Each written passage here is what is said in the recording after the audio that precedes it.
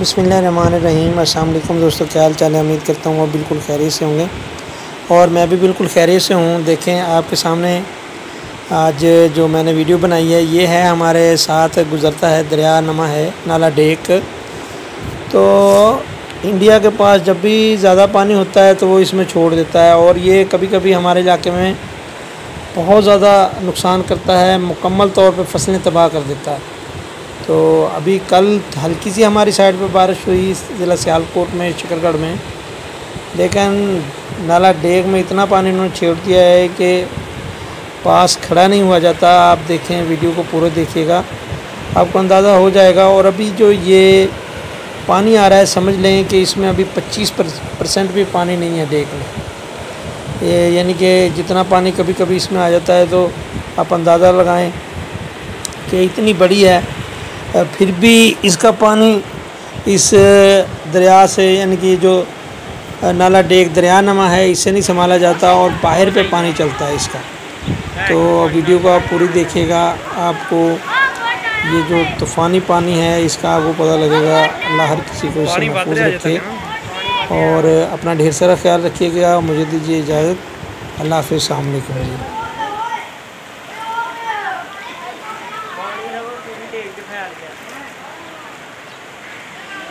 उधर से बारिश पड़ी नहीं, उधर में लगता बहुत ज़्यादा उधर बारिश ज़्यादा।